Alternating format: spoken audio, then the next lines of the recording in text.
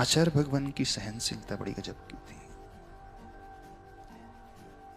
ऐसे व्यक्ति हमेशा बहुत रेजिलिएंट होते हैं एकदम, यानी जीवन में आने वाली प्रतिकूलताओं से कभी घबराते नहीं। वो शारीरिक प्रतिकूलताओं से, रोग भी आ जाए, परिचय भी आ जाए, उपसर्ग भी आ जाए, शरीर में कुछ भी क्यों ना होता रहे, शरीर छिद जाए, भिज जाए, टूट जाए, तो भी उन्हें कोई विकल्प इसलिए नहीं होता है क्योंकि शरीर में रहने वाली आत्मा की ओर दृष्टि है कि शरीर भिन्न है, आत्मा भिन्न है। जो हो रहा है वो शरीर में हो रहा है, आत्मा में कुछ भी नहीं हो रहा है। और शरीर का नेचर है पूरन गलन, सड़ना गलना, तो उसका स्वभाव है।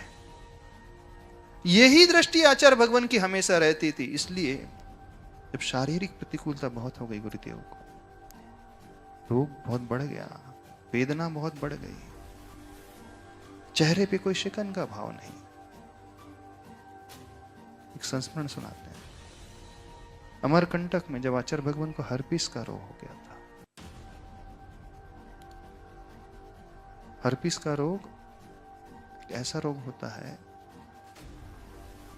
जिसमें पूरी बॉडी में अथवा बॉडी के एक पोर्शन में छोटी छोटी फुंसियां हो जाती हैं और पूरी एक चेन जैसी चलती है।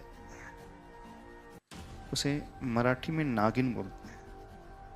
जैसे कोई नागिन चलती है ना, ऐसी ऐसी ऐसी लहर लहर के, तो वहां दर्द की लहर उठती है, वेव की भांति पूरा वेदना होती है। जैसी बाहर हवा चलती है तो वो वेदना एकदम तीव्र हो जाती है। इतनी वेदना तीव्र होती, जब आचार्य भगवान से पूछा गया, जब आचार्य भगवान को रोग हो गया, अमरकंटक की घटना है, पहले तो कई लोगों को समझ में ही नहीं आया आचार्य श्री को कौन सा रोग हुआ है, कौन सी बीमारी हुई है। ये तो समझ में आ रहा था आचार्य भगवान को पीड़ा है, तो सब लोगों ने समझा कि मस्कुलर पेन जैसा हो सकता है, कुछ हड्डी का दर्द हो सकता है। सब लोगों ने वैयावृत्ति और की, दबा दबा करके, तेल लगा करके, लेकिन जितना दबाया जाता है उतना ही दर्द और बढ़ता है। दबाने से दर्द नहीं बढ़ता है। हवा भी चलती थी तो मानो एक करंट जैसा लगता था। तो आचार्य भगवान से पूछा कि आचार्य भगवान कैसी वेदना होती है?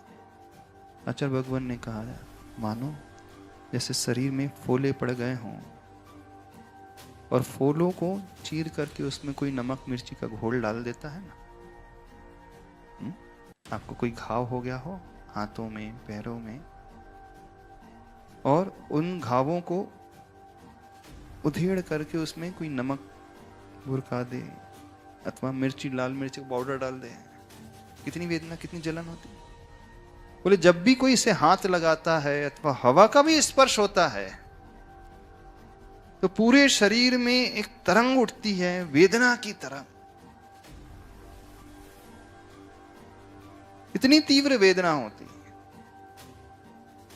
और ऐसी ही वेदना में एक आदिवासी वैद्य है, उन्हें एक जड़ी बूटी लाई और जोर जोर से घिसने लगे। बोले इससे जल्दी जल्दी ठीक हो जाता है, ऐसी जड़ी बूटी है हमारे पास।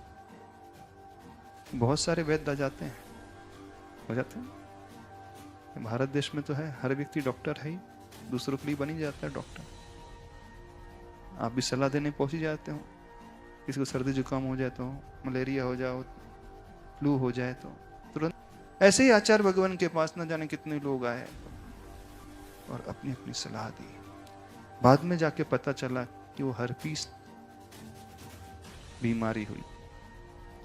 लेकिन इतनी वेदना होने के पश्चात भी जहां बैठना भी मुश्किल होता है, खड़े होकर के गुरुदेव को आहार करना।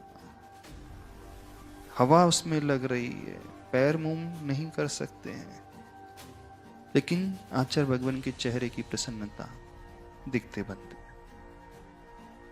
जब आचार्य भगवान से पूछा, जब आपको इतनी वेदना हो रही है तो चेहरे पे तो कुछ शिकन क्यों? तो आचार्य भगवान ने कहा, वेदना शरीर में है, आत्मा में थोड़ी वेदना है।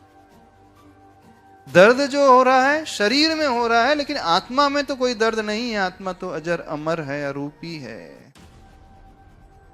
ये कहलाता है वो भेद विज्ञान। यानी शारीरिक प्रतिकूलता कितनी भी क्यों ना हो जाए, वो व्यक्ति कभी विकल्प नहीं करता, उस दर्द को अनुभव कर रहा है। ऐसा नहीं कि फीलिंग नहीं हो रही है, पीड़ा की फीलिंग हो रही है, लेकिन फीलिंग को उस रूप में जान रहे हैं, उससे जुड़ते नहीं है, फीलिंग को फीलिंग के रूप में जाने। ठीक है, दर्द है हो रहा, अब इसमें हम कितना क्यों विकल्प करें, क्यों संकल्प करें, क्यों इधर उधर के विचार लाएं, क्यों हम आर्त ध्यान करें, हे भगवान इतना दर्द हो रहा है कब ठीक होगा। प्राय क्या होता है, सबको थोड़ा सा भी शरीर में दर्द होता है तो आप भगवान का नाम लेने लगते हैं, चिल्लाने लगते हो, ठीक ही नहीं हो रहा है, कोई दवाई लाओ, ये लाओ, वो करो।